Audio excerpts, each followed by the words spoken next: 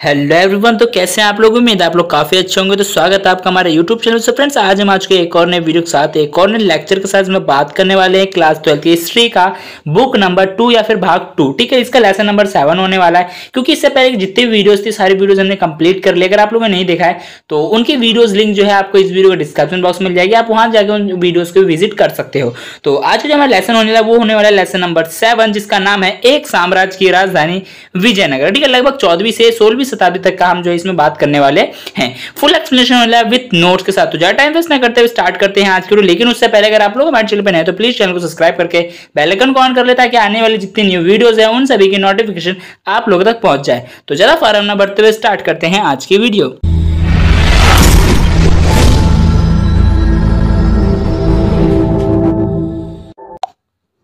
जैसे कि मैंने बताया, आज हम पढ़ने वाले हैं भाग बुक नंबर 2 का लेसन नंबर 7, जिसका नाम है एक साम्राज्य की राजधानी विजयनगर साम्राज्य। ठीक है, लगभग 14वीं से 16वीं शताब्दी तक की जो इसमें बातें हम करने वाले हैं। तो ज्यादा टाइम वेस्ट ना करते हुए स्टार्ट करते हैं आज के टॉपिक। सबसे पहला टॉपिक जो आता है वो आता है हमारा भूमिका। ठीक है, तो भूमिका में क्या है, विजयनगर साम्राज्य की स्थापना 1336 में दो भाइयों द्वारा की गई थी। दो भाई कौन थे? हरिहर और बुक्का। ठीक है, इनके जो गुरु का नाम था, गुरु का नाम क्या था? विद्यारण था, जिनके जो कौन से वंश से ताल्लुक रखते थे? यादव वंश से ताल्लुक रखते थे, यादवंशी थे। कौन इनके गुरु? हरिहर बुक्का के जो गुरु थे विद्यारण थे, वो कौन से वंश थे? जो यादव वंश के थे। इतना क्लियर है? ठीक है, अब आता है नेक्स्ट पॉइंट क्या है, विजयनगर पर वंशों का शासन। जो विजयनगर साम्राज्य था इसमें कितने वंशों ने अपना शासन किया है या फिर शासनकाल रहा है? तो मुख्यतः बात करते हैं विजयनगर साम्राज्य में 4 वंशों का शासन रहा है। सबसे पहला वंश आता है संगम राजवंश, जिसने कि 1336 से लेकर 1485 ईस्वी तक जो है शासन किया। उसके बाद उसको हटा करके दूसरा वंश आता है सलूब वंश। सलूब वंश ने कब तक? 14 से 85 से लेकर 1503 ईस्वी तक जो है अपना शासनकाल किया। उसके बाद उसको हटा करके उसके बाद आया तुलुब वंश। तुलुब वंश ने लगभग 1503 से लेकर 1542 ईस्वी तक जो है पूरा अपना शासनकाल रहा। उसके बाद उसको हटा करके हमारा चौथा शासक आता है, वो आता है अराविदु राजवंश। ठीक है, जो कि 1542 से लेकर के 1565 ईस्वी तक जो है इसका शासनकाल रहा। ठीक है, अब बात करेंगे जो है हमारा विजयनगर जो राजधानी है इसकी। देखो जो चैप्टर है ना, कई सारे बच्चों के लिए बहुत ज्यादा हार्ड रहता है, कई सारे बच्चे जो कंफ्यूज होते हैं, इसलिए मैंने इसमें क्या सारे टॉपिक्स को ना एक एक करके अलग अलग करके हमने इसमें एक्सप्लेन किया, ताकि अभी हम क्या पढ़ रहे हैं, बेसिक पढ़ रहे हैं। अभी हमारे जो चैप्टर का जो मेन हमारा स्टार्ट हुआ है, स्टार्ट नहीं हुआ है अभी चैप्टर मेन, हम पहले जो बेसिक चीज है ना उसको एक्सप्लेन करें, ताकि कोई भी मन में डाउट ना रहे। ठीक है, तो देखो विजयनगर की राजधानी की बात करते हो, सबसे जो एनेकुंडा है, ठीक है, यहाँ पे एनेगुंडी जो है, ये जो गुंडी है ना, ये विजयनगर साम्राज्य की जो है पहली राजधानी हुआ करती थी या थी। ठीक है, विजयनगर साम्राज्य की जो राजधानी थी वो स्थानांतरित होती रही थी समय के अनुसार। जैसे जैसे शासक आए वैसे वैसे क्या थी, इसकी राजधानी जो है स्थानांतरित होती रही, वो अपना जो राजधानी हटाते रहे। तो उसमें सबसे पहले आता है हम्पी। ठीक है, उसके बाद पेनुकोंडा और चंद्रगिरी, ये सभी जो थी किसकी राजधानी थी? विजयनगर साम्राज्य की। और बात करें वर्तमान की, तो वर्तमान समय में कर्नाटक राज्य में हम्पी एक विशेष धरोहर बना हुआ। जो हम्पी जो इसकी राजधानी थी एक विशेष धरोहर के रूप में बना हुआ है। कहां पे? कर्नाटक राज्य में। इतना क्लियर है? ठीक है, अब आता है हमारा नेक्स्ट पॉइंट क्या आता है, विजयनगर साम्राज्य का अर्थ। अब हम देखने वाले जो विजयनगर साम्राज्य है इसका अर्थ क्या है। विजयनगर साम्राज्य का अर्थ है विजय का शहर। इसके नाम से चल रहा है विजय मींस क्या होता है, जो भी शासक है जिन्होंने इसका शासन किया, ये अपना जो था ना, इनका जो शासन काल रहा था, वो जो इनका जो स्थापना थी वो कहाँ हुई थी? दक्षिण भारत में हुई थी। ठीक है, श्रीलंका के साइड में इधर, ये हमारा कृष्णा नदी और ये हमारा द्वाब नदी, इसी से जो सहयोग नदी थी, कौन सा नदी था? तुंगभद्रा नदी, उसके द्वाब क्षेत्र उसके बीच में बसा हुआ था। तो इसने क्या किया ना, अपना पूरा स्थान जो बढ़ा लिया, पूरे आपका जो दक्षिण क्षेत्र में फैला। तो इसलिए विजय का साम्राज्य भी कहा जाता है। साम्राज्य जो था, ये जो साम्राज्य था भारत के दक्षिण भाग में स्थित था। भारत के कहां पे स्थित था? दक्षिण भाग में स्थित था। और ये क्या था? एक विकसित शहर था। ये क्या था? एक विकसित शहर था। विजयनगर अपने चरमोत्कर्ष पर था। जो विजयनगर था वो अपने चरमोत्कर्ष पर था। और जो ये था उत्तर में कृष्णा नदी से लेकर के प्रायद्वीप के सुदूर दक्षिण तक फैला हुआ। कृष्णा नदी से लेकर के कहां तक फैला हुआ था? उत्तर पूरे सुदूर यानी बहुत लंबे अंतराल में फैला हुआ था। उसके बाद विजयनगर साम्राज्य की स्थापना। बात करते हैं इसकी स्थापना की। तो विजयनगर का जो साम्राज्य है इसकी जो स्थापना हुई थी 1336 ईस्वी में की गई थी। किसके द्वारा? दो भाइयों के द्वारा। कौन कौन से दो भाई? हरिहर और बुक्का। इन दो भाइयों ने इसकी स्थापना की थी। किसकी? विजयनगर साम्राज्य की। ठीक है। विजयनगर साम्राज्य का पतन, अब हम यहाँ देखने वाले कि विजयनगर साम्राज्य जो है इसका पतन आखिर कैसे हुआ। विजयनगर जब अपने चरमोत्कर्ष पर था, यानी जब विजयनगर चरमोत्कर्ष पर था, तब 1565 में इस पर आक्रमण हुआ। क्या हुआ? 1565 में इस पर आक्रमण हुआ। और आक्रमण करने वाले कौन से? इसके आसपास के जो राज्य थे ना, या जो भी राजा थे, नगर थे, उन लोगों ने इस पर आक्रमण किया था, क्योंकि बहुत ज्यादा विकसित हो चुका था और उनके लिए खतरा बनते जा रहा था। और उन लोगों ने लालच में आकर के भी क्या किया था ये, क्योंकि पता है ना, ये अपने हर जगह क्या था, अपना वो कर रहा था। इसके आसपास के जो जितने भी छोटे छोटे नगर थे ना, वो सभी क्या हुए थे, एकजुट हो चुके थे और वो मिल चुके थे और इससे अपना बदला निकालना चाहते थे। तो विजयनगर पे सभी लोगों ने मिलकर क्या कर दिया, आक्रमण कर दिया, जो कि हम आगे पढ़ेंगे तो और अच्छा में एक्सप्लेन हो जाएगा। ठीक है, तो देखो क्या हुआ, 1565 में इस पर आक्रमण कर इसे लूट लिया गया।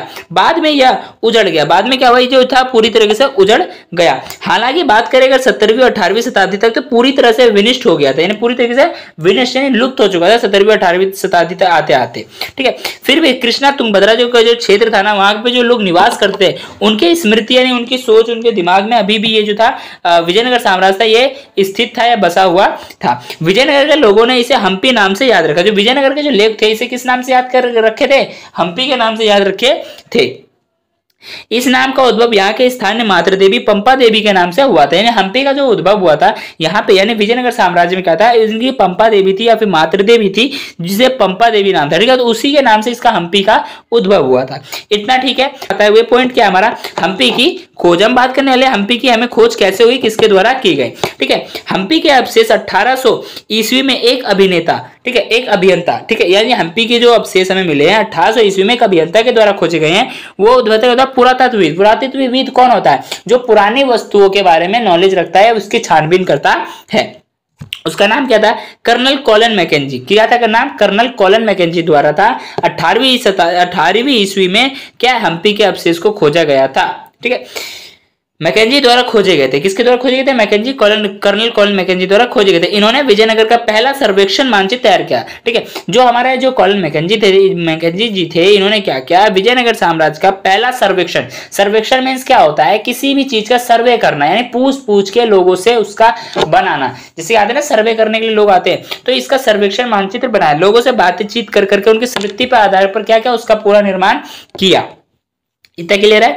ठीक है, अब आता है नेक्स्ट पॉइंट, कॉलन मैकेंजी द्वारा प्राप्त आरंभिक जानकारी विरूपाक्ष मंदिर तथा पंपा देवी के पुरोहित की स्मृति पर आधारित था। यानी कि जो कॉलन मैकेंजी थे, इनके द्वारा जो भी आरंभिक शुरुआती जानकारी थी इकट्ठी गई ना, वो दो चीजों से की गई। एक तो विरूपाक्ष मंदिर से, वहां के जो अवशेष थे, ग्रंथ थे, उनसे, प्लस वहां के जो पंपा देवी के जो पुरोहित वगैरह थे ना, तो मंदिरों में पुरोहित वगैरह, उनकी स्मृति यानी उनको जो जो याद था, उनकी बातों से पूछ के ही उसका निर्माण किया। अब आता है नेक्स्ट पॉइंट क्या है, 1856 में बात करते हैं। 1856 में यहाँ पर कई चित्रकार आए। यहाँ पर क्या है, कई सारे चित्रकार आए जिन्होंने भवनों के चित्रों को एकत्रित करना शुरू कर दिया। भवनों को, कि यहाँ पे जो भवन थे, घर थे ना, उनके चित्रों क्या करना, एकत्रित करना शुरू कर दिया। 1836 ईस्वी में अभिलेखकर्ताओं ने, जो अभिलेखों की जांच पड़ताल करते हैं, अभिलेख पढ़ते हैं, ठीक है, अभिलेखकर्ताओं ने यहाँ के मंदिरों से काफी अभिलेख इकट्ठा किए। क्या काफी सारे अभिलेख इकट्ठा किए। कई इतिहासविदों ने विदेशी यात्रियों के वृतांत को भी पढ़ा। कई सारे इतिहासकार ऐसे जिन्होंने क्या किया, जो बाहर से जो विदेशी यात्री आते थे ना, वो अपने द्वारा क्या लिखते थे, यहाँ पे जो कुछ भी देखते थे वो अपना एक वृतांत लिखते थे, यात्रा वृतांत। तो उसको भी कई सारे विद्वानों ने पढ़ा और उससे क्या किया, अपना ज्ञान प्राप्त किया। इतना क्लियर है? ठीक है, अब आता है हमारा नेक्स्ट पॉइंट क्या है, राय, नायक तथा सुल्तान। ठीक है, राय क्या था, राय एक तरह की उपाधि थी, जो कि हम आगे एक्सप्लेन करेंगे। नायक कौन होता था, नायक एक राजा कह सकते हो। सुल्तान क्या होता था, जो शासक करता है या शासक। ठीक, अब देखते हैं हमारा फर्स्ट पॉइंट आता है, परंपरा और अभिलेखों से, यानी परंपरागत और अभिलेखों से प्राप्त साक्ष्य के अनुसार विजयनगर साम्राज्य में परंपरागत आएगा। ठीक है, परंपरागत आएगा। और अभिलेखों से प्राप्त साक्ष्य के अनुसार विजयनगर साम्राज्य की स्थापना हरियर और बुक्का नामक दो भाइयों द्वारा की गई थी। कब की गई थी? 1836 ईस्वी में। जो हमारा विजयनगर साम्राज्य था, इसकी स्थापना कब की गई थी? 1836 में की गई थी। किसके द्वारा की गई थी? दो भाइयों के द्वारा। दो भाई कौन थे? राय, हरियर और बुक्का। ठीक है, इस साम्राज्य की अस्थिर सीमाओं में लगातार लगभग सभी लोग यानी कि अस्थिर मीन्स क्या होता है, किसी भी चीज का स्थिर ना रहना। इस साम्राज्य की अस्थिर सीमाओं से लगभग सभी लोग अलग अलग भाषाएं बोलने वाले थे। यानी कि जो साम्राज्य था ना विजयनगर साम्राज्य, इसमें ये इसकी जो सीमा थी ना वो अस्थिर थी। अस्थिर कैसे थी, देखो ये जो थे ना, ये लोग क्या करते हमेशा एक दूसरे अपना सीमा क्षेत्र बढ़ाने में लगे हुए थे, और ये कहते अपने से छोटे कमजोर देश पे अपना आक्रमण करते थे और उसे लूट कर अपने अधीन कर लेते थे, अपना क्षेत्र में शामिल कर लेते थे। तो इनकी जो सीमा थी ना वो अनिश्चित थी। अभी उन्होंने जैसे कि इस हफ्ते युद्ध तो यहाँ पे आई उनकी सीमा, नेक्स्ट हफ्ते वो युद्ध करेंगे तो यहाँ आएगी, तो इनकी जो सीमा थी ना वो अस्थिर थी। इतना क्लियर हुआ, ठीक है। अब आता है नेक्स्ट पॉइंट क्या है, लगभग धार्मिक परंपराओं को मानने वाले लोग निवास करते हैं। यहाँ पे क्या है, अलग अलग लोग क्या थे, अलग अलग भाषाएं बोलते थे, अलग अलग धर्म कल्चर को मानते थे, ठीक है, सबकी अलग अलग संस्कृति थी, उस सभी को मानने वाले लोग यहाँ पे निवास करते थे।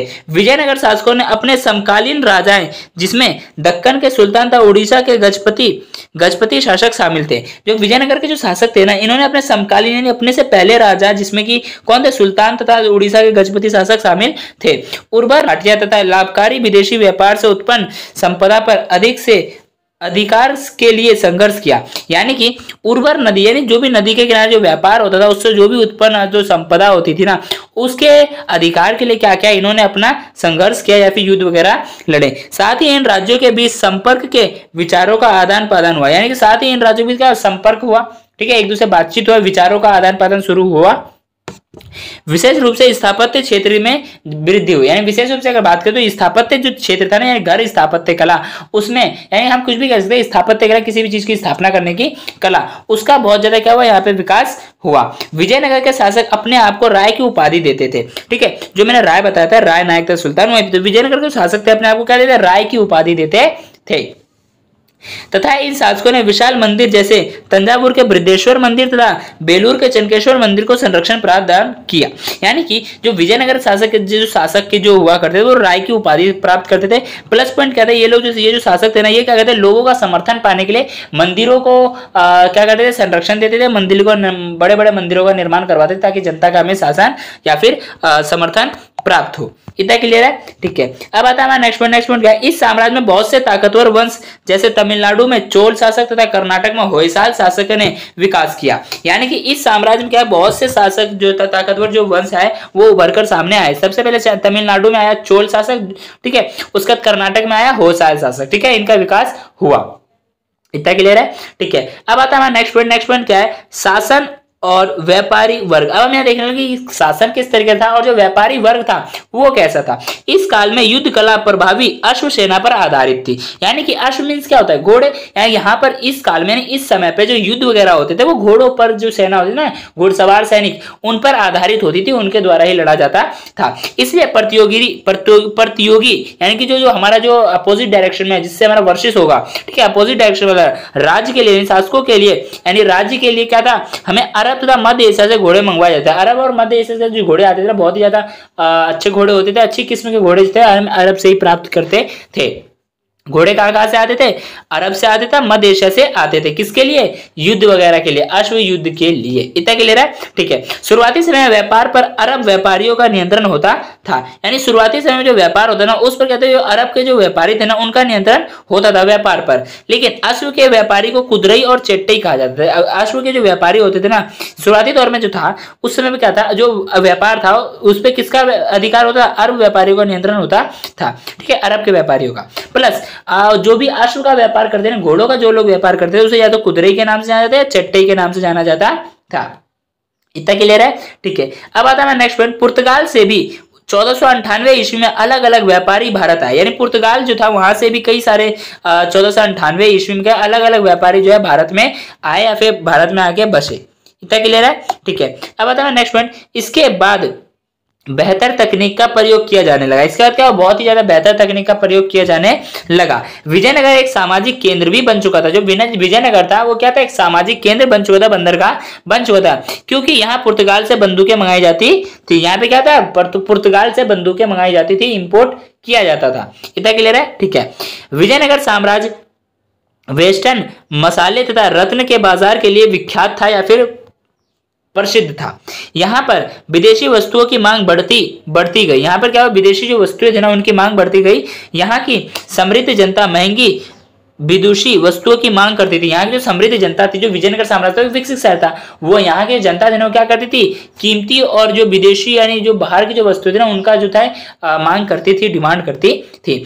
दूसरी और व्यापार से प्राप्त राजस्व राज्य की समृद्धि में महत्वपूर्ण योगदान देता है। दूसरी ओर क्या था, जो भी लोग बाहर के लोग आते थे यहाँ पे व्यापार करते थे, तो क्या कहते, शासक जो होता था, जो व्यापार करने देता था अपने राज्य में, वो क्या कहता, उससे कर लेता, टैक्स लेता था। ठीक है, जैसे कि कोई अमेरिकन कंपनी अगर यहाँ पे इंडिया में आकर के काम करती तो यहाँ से प्रॉफिट लेगी, तो प्रॉफिट लेगी तो सरकार क्या करेगी, उसका कुछ ना कुछ हिस्सा अपने पास लेगी टैक्स के तौर पर। तो उसी तरीके से जो दूसरी ओर कहते, जो व्यापार जो था, वो जो राजस्व था ना, वो राजस्व राज्य की समृद्धि को भी बढ़ावा दे रहा था, महत्वपूर्ण योगदान दे रहा था उसकी वृद्धि में। राज्य देखो, लोग यहाँ व्यापार करते, उससे इनका मतलब शासक क्या करता, उससे टैक्स लेता था, तो उससे क्या हुआ, हमारे राज्य का या फिर राजा का भी भला हो रहा था, है ना, समृद्धि हो रही थी, और राज्य का दिन प्रतिदिन विकास हो रहा था। और दिन प्रतिदिन क्या हुआ, राज्य का विकास होता जा रहा था, यानी जो राज्य था, नगर था, वो दिन प्रतिदिन बढ़ता जा रहा था। इतना क्लियर हुआ, मुझे उम्मीद है यहाँ तक आपको सारे टॉपिक्स क्लियर हो गए होंगे। तो अब हमारा आता है नेक्स्ट पॉइंट। नेक्स्ट पॉइंट क्या है, राज्य और चरमोत्कर्ष तथा पतन। अब हम देखने हैं जो राज्य था वो चरमोत्कर्ष पर कैसे पहुंचा तथा उसका पतन कैसे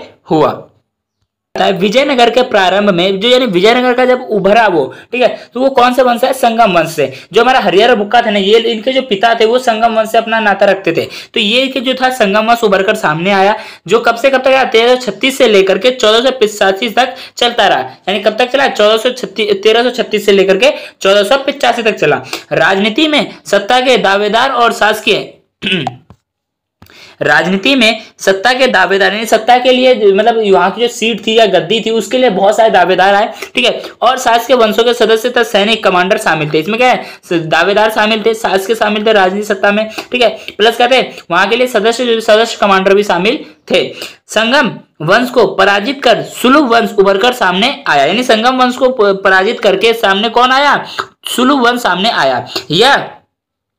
या जो इसका जो शासन काल रहा वो कब से कब तक है, ये 1485 से 1503 तक चलता रहा इसका शासन काल, किसका, सुलभ वंश का। उसके बाद सुलभ वंश के बाद तुलु वंश सामने आया। सुलभ वंश के बाद कौन सामने आया, जो हमारा तुलु वंश था। सुलभ वंश के बाद तुलु वंश सामने आया। इस वंश के राजा कृष्णदेव राय ने शासन किया। यानी कि इसके जो एक कह सकते हो, जब सुलभ वंश का जब अंत हुआ, यानी जब तुलु वंश आया तो उसने आक्रमण किया तो उसको जीत लिया। ठीक है, तो सुलभ वंश का अंत हुआ, तुलु वंश है। तुलु वंश में एक शासक उभर कर आए कृष्णदेव राय, जो कि बहुत प्रसिद्ध हुए, बहुत ज्यादा विख्यात हुए। इनका शासन काल रहा। इन्होंने अपनी शासन व्यवस्था को मजबूत दिखाया। इन्होंने क्या किया, अपनी शासन व्यवस्था पूरी तरीके से मजबूत किया, हर चीज के लिए कानून बनाया। ठीक है, राजा कृष्णदेव राय ने 1512 में कृष्णा और तुंगभद्रा नदी के बीच अपना शासन स्थापित किया। यहाँ जो हमारे राजा था कृष्णदेव राय, इसने क्या किया, 1512 में कृष्णा और तुंगभद्रा नदी के बीच में क्या अपना शासनकाल स्थापित किया, तथा उन्होंने 1514 ईस्वी में उड़ीसा के शासकों को हराया। 1514 में किसको हराया, उड़ीसा के जो शासक थे उनको हराया, वह पराजय दी, उन पर अपना आधिपत्य कायम कर लिया, उन पर क्या कर लिया, अपना अधिकार कर लिया, अपना आधिपत्य कायम कर लिया। इन्होंने 1520 ईस्वी में बीजापुर के राजा को हराया। इन्होंने 1520 में किसको हराया, बीजापुर के राजा को भी हराया। ठीक है,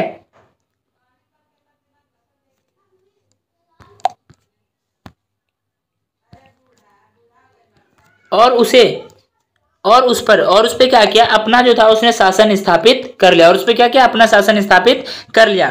यह राज्य हमेशा हथियारों से भरपूर था। जो विजयनगर साम्राज्य था ये क्या रहता था, हमेशा हथियारों से भरपूर रहता था, यानी हमेशा इसमें हथियार वगैरह रहते थे, परंतु फिर भी यहाँ पर शांति और समृद्धि बनी रहती। फिर भी यहाँ पे क्या था, शांति और समृद्धि क्या थी, बनी हुई रहती थी। इन राजाओं ने कुछ बेहतरीन मंदिरों के निर्माण तथा कई महत्वपूर्ण दक्षिण भारतीय मंदिरों में भव्य गोपुरम को जोड़ने का श्रेय कृष्णदेव राय को जाता है। यानी इन राजाओं ने क्या किया, बहुत सारे बेहतरीन मंदिर बनवाए, बड़े बड़े मंदिर बनाए। इन मंदिरों में क्या हुआ, बहुत बड़े बड़े गोपुरम बनाए। गोपुरम क्या होता है, एक राजा की जो थी ना, एक राजा की हैसियत को दिखाता है। जो दूर से जितना ऊंचा गोपुरम दिखेगा उतना ही राजा शक्तिशाली रहेगा, उतना ही राजा जो है एक तरह से कह सकते हो शासक जो है उतना ज्यादा मतलब कि महत्वपूर्ण रहेगा या फिर मजबूत रहेगा, आप ऐसा कह सकते हो। ठीक है, दक्षिण भारत में गोपुरम को जोड़ने का श्रेय जो किसको जाता है, हमारे कृष्णदेव राय को ही जाता है। कृष्णदेव राय ने अपनी मां के नाम पर विजयनगर के समीप ही नगलपुरम नामक उपनगर की स्थापना की। यानी कि जो कृष्णदेव राय थे ना, इन्होंने अपने मां के नाम पर क्या किया, विजयनगर के समीप यानी विजयनगर के पास में क्या किया, एक नगर की स्थापना की, जिसका नाम क्या था, नगलपुरम। ये आपसे एक नंबर में पूछा जा सकता था, इसको ध्यान से। नगलपुरम जो था किसने बनवाया था, कृष्णदेव राय ने किसके नाम पर बनवाया था? ये अपनी माँ के नाम पर स्थापना करवाई थी।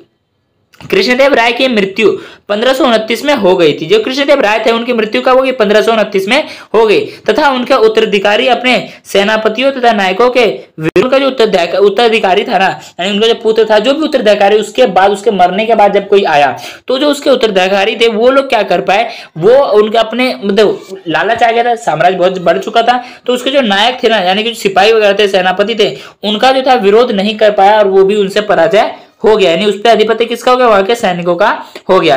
1542 में यहाँ की शासन व्यवस्था अराविदु वंश के हाथों में चली गई। कृष्णदेव राय की मृत्यु के बाद क्या हुआ? यहाँ की जो शासन व्यवस्था थी वो किसके हाथों में चली गई थी?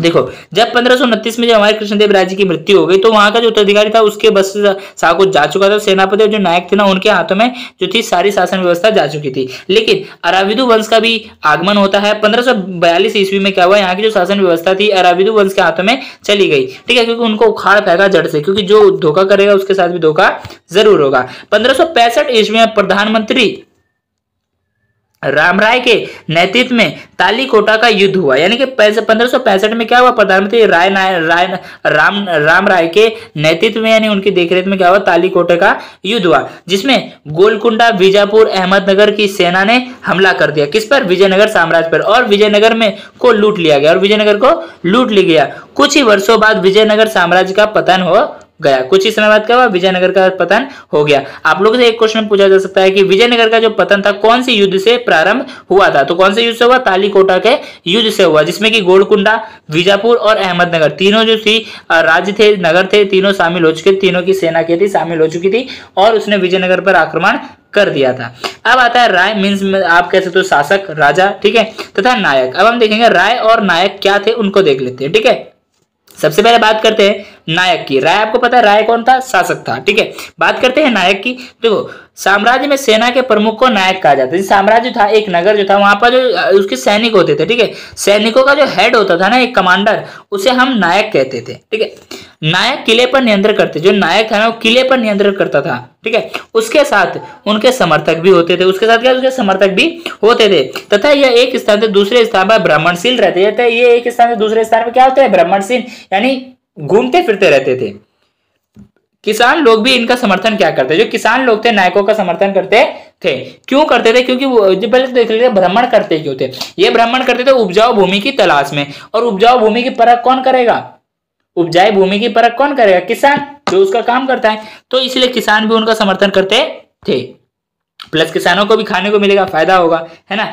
ज्यादातर नायक शासकों के प्रति विद्रोह भी कर देते। कभी कभार क्या होता है, जो नायक था ना वो उसके पास देखो सैनिक का पूरा समर्थन होता था, ठीक है, वो सैनिक का कमांडर एक हेड होता था सैनिक का, उसके कहने पर ही सैनिक चलती थी। तो कई बार क्या होता है, जो सैनिक कमांडर होते थे ना या फिर जो नायक होते थे वो क्या शासक के प्रति, जो राजा है, राय है, उसके प्रति भी क्या होता है, अक्रूर हो जाते थे, क्रोधित हो जाते थे या फिर उसके विरोध में खड़े हो जाते थे। तो क्या करता था जो शासक होता था ना, कई नायकों ने विजयनगर के शासक के आगे समर्पण भी कर दिया था। कई ऐसे शासक थे जिन्होंने अपने जो वहां के नायक थे ना, विजयनगर के शासक थे, उनके आगे समर्पण भी किया, और कईयों ने तो विद्रोह भी कर दिया। विद्रोह करने वाले नायकों को शासक, राजा, सैनिक, आप कुछ भी कह सकते हो, जो राय थे वो क्या करते हैं, सैनिक कार्रवाई के द्वारा काबू में लाते थे।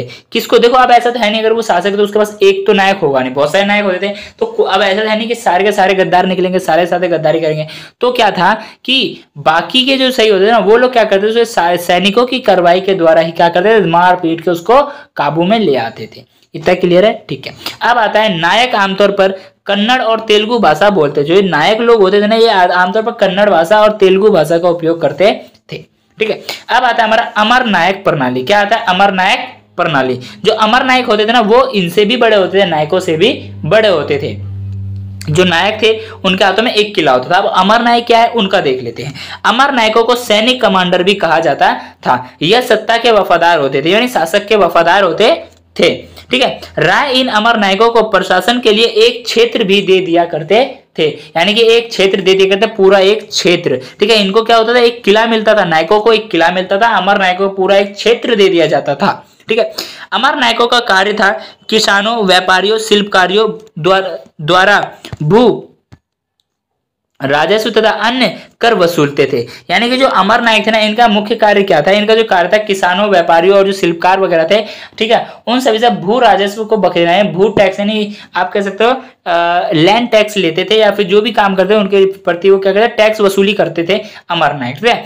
तथा इस कर का कुछ भाग अपने पास रख लेते। ये जो लोग थे अमर नायक, ये कहते कि उस कर का जो भी कर इन्होंने इकट्ठा किया उसका कुछ भाग अपने पास रख लेते थे अपने राज्य के लिए, ठीक है, अपने किला के लिए, मतलब किला के लिए, किला की मतलब बहुत सारी अपनी किला व्यवस्था के लिए, अपनी खर्ची के लिए, ठीक है। तो ये कुछ पैसा अपने पास रख ले, कुछ भाग अपने पास रख के बाकी क्या करते थे, बाकी राय को, शासक को दे दिया करते थे।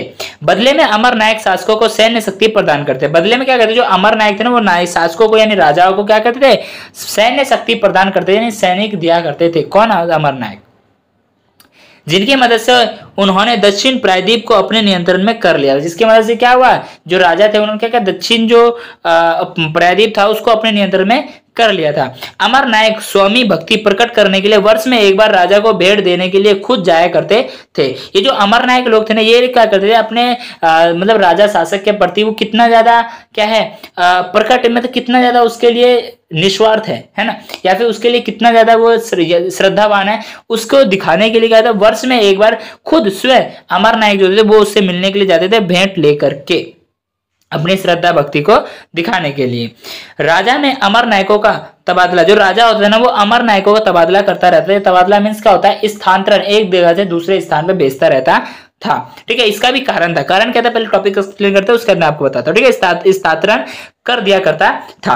17वीं शताब्दी में कई अमर नायकों ने अपने लिए स्वतंत्र राज्य स्थापित कर लिया, अपने लिए क्या, स्वतंत्र राज्य भी स्थापित कर लिया। अब मैं तुम्हें एक चीज बताता हूँ कि आखिर ये लोग तबादला, जो शासक था वो तबादला करता क्यों था, ठीक है। मान लो ये पूरा एक राज्य है, ठीक है, इस पे ए नाम का जो अमर नायक है उसका शासन है, ठीक है, पूरे पे। अब उसके अंदर सारी चीजें, शासक है, ठीक है, जनता है, और क्या है, सैनिक है, वो सारी चीजें इसके अधीन आ जाती है, एक अमर नायक के अधीन। तो अमर नायक को क्या करते थे वो, उनका अगर ज्यादा टाइम वहां पे लेंगे तो जनता का क्या होगा, उसके प्रति लगाव बढ़ जाएगा। तो जब वो अमर नायक क्या करता था, अपना ही स्थापत्य, अपना ही वहां पे क्या करता था, अपने आप को वहां पे राजा घोषित करके वहां पे अपना जो है नगर स्थापित कर लेता था, स्वतंत्र राज्य स्थापित कर लिया करते थे। ये समझ में आ रहा है ना, हाँ।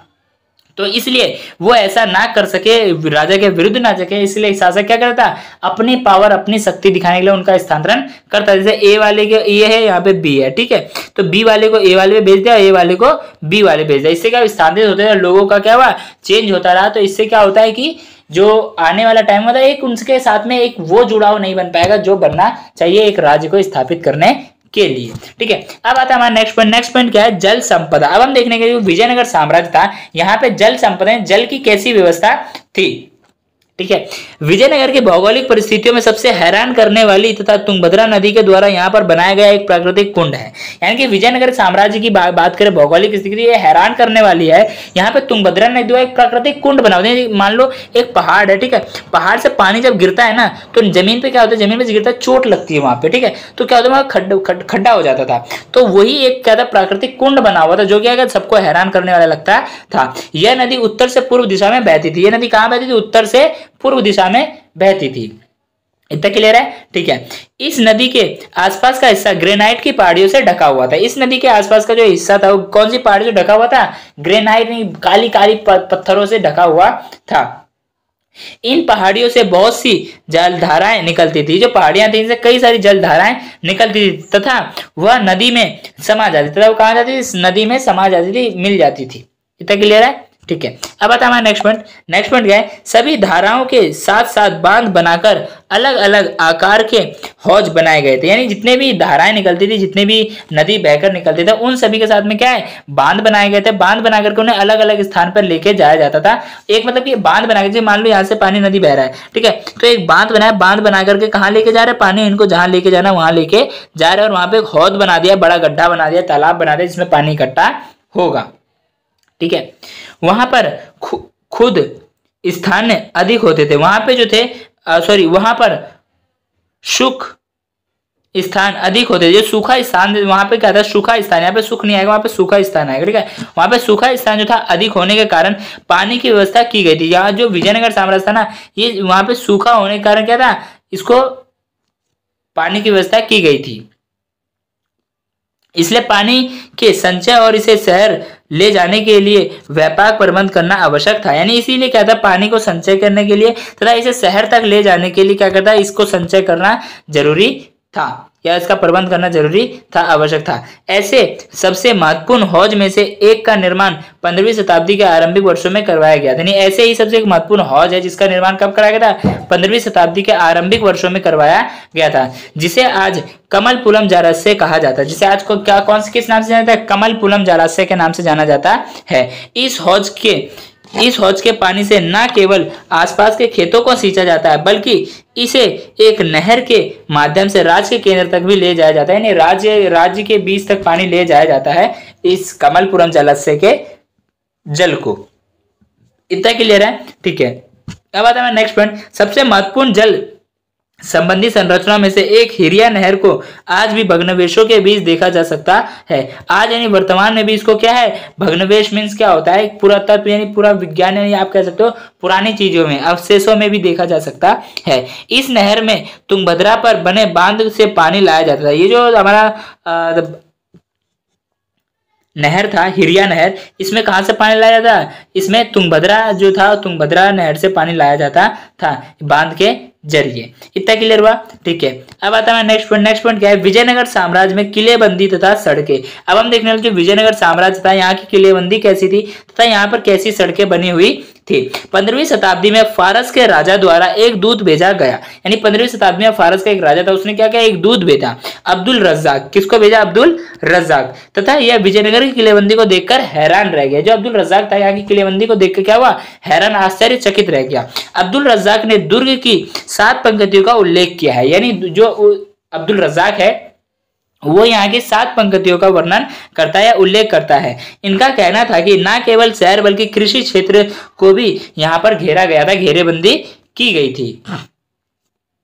इतना क्लियर है, ठीक है। यहाँ की सबसे बड़ी दीवार शहर के चारों ओर बनी हुई थी। यहाँ की जो सबसे बड़ी दीवार थी वो क्या होती थी, चारों ओर बनी हुई थी, पहाड़ी को जोड़ती थी। क्या करती, एक दूसरी पहाड़ी को जोड़ती थी। यह आकृति सुंडाकार होती, जो पत्थरों की जो आकृति होती ना, ये सुंडाकार होती थी ताकि क्या एक दूसरे में फंस जाए और इधर उधर हिले ना, गिरे ना, ठीक है। प्लस क्या फिसलनदार होती ताकि लोग उस पर चढ़ ना सके, एक दूसरे से फंस जाए। सुंडाकार होती थी, इस वजह से एक दूसरे पत्थर से फंस जाती ताकि वो अटक जाती थी। इन पत्थरों की आकृति को जोड़ने के लिए गारे जैसे किसी भी वस्तु का इस्तेमाल नहीं किया जाता। सुंडा जो पत्थर थे ना, इनको जब दीवार का निर्माण करते थे तो उन दीवारों को जोड़ने के लिए किसी भी प्रकार की गीली मिट्टी या गारे का इस्तेमाल नहीं किया जाता था, ठीक है।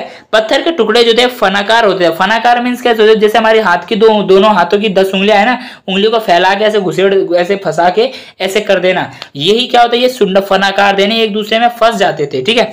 जिसके कारण वो एक स्थान पर टिके रहते थे, एक दूसरे फंस जाते थे, उस कारण क्या होता था, एक स्थान पे ही टिके रहते थे। दीवार के अंदर का भाग मिट्टी और मलबे के मिश्रण से बना हुआ करता था। यानी दीवार के जो अंदर का जो भाग होता था, ठीक है, यानी कि जो नरम भाग होता था वो किससे बना होता था, मिट्टी और मलबे के मिश्रण से बना हुआ होता था। इस किलेबंदी की सबसे महत्वपूर्ण बात, इसमें खेतों को भी किलेबंद किया गया था। देखो, इस किलेबंदी की सबसे महत्वपूर्ण बात यह थी कि इसमें किले जो थे, मतलब किलों को तो किया ही गया था, साथ ही साथ खेतों को भी किया गया था। अब मैं यहाँ पे ये बताना चाहूंगा आपको कि आखिर ये खेतों का किलेबंद करते क्यों थे। देखो, पहले के टाइम पे क्या था कि युद्ध जो है बहुत लंबे समय तक, 3-3, 4-4, 5-5 महीने तक युद्ध चलते रहते थे। तो क्या होता था कि अब देखो 5 महीने तक युद्ध चल रहा है तो हमारे पास इतना भंडार, इतना खाना तो है नहीं कि हम 5 महीना तक चले। अब देखो, बाहर कोई आता है, कोई युद्ध लड़ने आया, कोई वर्सेस करने आया हुआ है, तो वो क्या करेगा, बाहर अपना डेरा जमा के बैठ जाएगा। अब हम लोग वहां जैसे खेती करने जाएंगे, मार देंगे। तो वो लोग क्या करते थे, इन लोगों ने दिमाग लगाया कि हम किलेबंदी क्या कर देते हैं, खेतों को भी किलेबंद कर देते हैं या फिर घेरेबंदी कर देते हैं, ताकि जब हमें अनाज उगाना, जब हमें कुछ काम करना हो तो हम अपना, हमारा जो काम सुचारू रूप से हमारा काम चलता रहे। वो लोग बाहर है तो बाहर ही रहे, हमारा कोई भी काम रुके ना, हमें अनाज, खेती, जो भी चीजें होती रहनी है वो सारी चीजें यहाँ पर होती रहे। इतना क्लियर है, ठीक है। अब आता है नेक्स्ट पॉइंट। अब्दुल रज्जाक का कहना था कि पहली, दूसरी और तीसरी दीवार के मध्य जुते हुए खेत, बगीचे तक घर शामिल थे। यानी जो अब्दुल रज्जाक है वो कहते हैं पहली, दूसरी तक तीसरी जो मध्य दीवार थी, इनके बीच में क्या था, खेत थे, बगीचे थे तथा घर जो थे शामिल किए गए थे, ठीक है। इस पहली परिधि से इस पहली परिधि से शहर में प्रवेश करना तक की दूरी बहुत अधिक थी, यानी इस पहली परिधि से शहर में प्रवेश करने की जो दूरी थी ना बहुत ज्यादा थी, जिसमें खेत है, जिसमें क्या है, खेत है, जहां पर धान उगते थे, जहां पर क्या उगते थे, धान उगते थे, और कई उद्योग भी थे, और क्या थे, कई सारे उद्योग भी लगे हुए थे, और बहुत जल है, और क्या है, बहुत ज्यादा जल है, क्योंकि वहां पे सूखा था, तो जल की उपलब्धता के लिए क्या कहते, वो लोग नहरों से पानी को यहाँ पे अपने राज्य के केंद्र तक लेके आते, तो बहुत मात्रा में जल भी था, जो 2 जिलों द्वारा लाया जाता है, जो क्या था, 2 झीलों के द्वारा लाया, जिलो नहीं आएगा पर झीलो आएगा, ठीक है, जहां से झंडा वाला जी आएगा यहाँ पे, ठीक है, जो 2 झीलों के द्वारा यहाँ पे पानी लाया जाता था। दूसरी किलेबंदी नगर केंद्र के आंतरिक भाग के चारों ओर की गई थी, यानी कि बात करें दूसरी किलेबंदी की, तो नगर जो केंद्र था ना उसके राज के भाग के चारों ओर की, जो उसका राज के भाग था, यानी राजा का जो महल था ना उसके चारों ओर की गई थी, ठीक है। और तीसरी से राज के केंद्र को घेरा गया था, और तीसरी से किसको घेरा गया था, राज के केंद्र को, जो राज के केंद्र थे ना, यानी जहां पे बैठक वगैरह हुआ करते उसको घेरा गया था, जिसमें महत्वपूर्ण इमारतों के प्रत्येक समूह को ऊंची दीवारों से घेरा, जो भी महत्वपूर्ण इमारत थे ना उनको क्या है, घेरा गया था, किससे, ईंटों से या फिर ऊंची दीवारों से। दुर्ग में प्रवेश के लिए अच्छी तरह सुरक्षित प्रवेश द्वार थे, यानी दुर्ग में प्रवेश करने के लिए क्या था कि वहां पे अच्छे अच्छे और बहुत बड़े बड़े क्या थे, प्रवेश द्वार थे, प्लस वहां चेकिंग होती थी, जो शहर को मुख्य सड़कों से जोड़ती थी, जो क्या थी, शहर को मुख्य सड़कों यानी बहुत महत्वपूर्ण सड़कों से जोड़ती थी। किलेबंद बस्तियों में प्रवेश करने के लिए प्रवेश द्वार बनाए गए थे, जो किलेबंद बस्तियां थे ना, इस सारे शहर थे, उसमें प्रवेश करने के लिए क्या बनाए गए थे, प्रवेश द्वार बनाए गए थे, तथा इन द्वारों पर मेहराब, यानी कि मेहराब मींस क्या होता है, डिजाइन करना, डिजाइनिंग होती थी, ठीक है, मेहराब बनाई गई थी, और साथ ही इन दीवारों के ऊपर एक गुंबद भी बनी होती है, यहाँ द्वारों नहीं आएगा, यहाँ पे दीवारों आएगा, ठीक है, दीवारों के ऊपर क्या होता है, एक गुंबद बनी होती है, गुंबद मींस क्या होता है, एक ऐसा टाइप का, जैसे ये हमारा पिलर है, इसके ऊपर एक गुंबद बना हुआ है, ठीक है, गुंबद और लगी होती थी सभी दीवारों के ऊपर में, इतना क्लियर हुआ, ठीक है। अब आता है नेक्स्ट पॉइंट क्या है, कला इतिहासकार इस शैली को इंडो इस्लामिक कहते हैं, जो कला इतिहासकार है इस शैली को क्या कहते हैं, इस शैली को वो इंडो इस्लामिक शैली जो है कहते हैं, क्योंकि इसका विकास विभिन्न क्षेत्रों की स्थानीय स्थापत्य की परंपरा के साथ संपर्क से हुआ, यानी कि जो इस व्यवस्था का या फिर इस कानून का जो विकास हुआ वो यहाँ के विभिन्न जो स्थानीय की स्थापना थी ना, स्थानीय स्थापना की जो परंपरा थी उसके आधार पर किया गया या उसके आधार पर हुआ, ठीक है, इतना समझ में आया, ठीक है। अब आता है हमारा नेक्स्ट पॉइंट क्या है, विजयनगर के शहरी केंद्र। अब हम देखने वाले कि जो विजयनगर था उसके शहरी केंद्र कौन कौन से थे, ठीक है। शहरी केंद्र की ओर जाने वाले सड़कों पर सामान्य लोगों के आवास के साक्ष्य मिले हैं, कम साक्ष्य मिले हैं, यानी कि जो शहरी केंद्र की जो ओर जाने वाला जो सड़क था ना, जो सामान्य लोग जो निवास करते थे उनके आवास के जो साक्ष्य हैं वो बहुत कम मात्रा में मिले हैं। पुरातत्वविदों को इस कुछ स्थान पर परिकृष्ट चीनी मिट्टी मिली, यानी चिकनी मिट्टी जो होती है चीनी मिट्टी मिली है। ऐसा अनुमान लगाया गया है कि इन स्थानों पर अमीर व्यापारी लोग रहते थे, यानी कि यहाँ पे गरीब तबके के लोग बहुत कम पाए गए। इससे ये अनुमान लगाते हैं हमारे विद्वान कि यहाँ पर क्या है, गरीब तबके के जो लोग हैं वो यहाँ पे निवास नहीं करते थे, यहाँ पे व्यापारी लोग रहते थे, या मुस्लिम रियासी मुल्ला भी था। यह क्या था, यहाँ पे कोई मुस्लिम जो शासक है वो रहा होगा, या फिर मुल्ला मौलवी, इनके पास भी पैसा बहुत ज्यादा अंधा हुआ करता था। यहाँ कुछ मस्जिदें और मकबरे भी मिले हैं, यहाँ पे कुछ मस्जिदें तथा मकबरे भी मिले हैं। इनका स्थापत्य हम्पी में मिला, इनका जो स्थापना है वो कहाँ पे मिला, हमें हम्पी में मिला। मंदिर के मंडप के स्थापत्य से मिलता जुलता है, इस मंदिर के मंडप से मिलता जुलता क्या था, एक आप कह सकते हो एक मंदिर के मंडप के स्थापत्य से मिलता जुलता है, हमें एक साक्ष्य प्राप्त हुआ।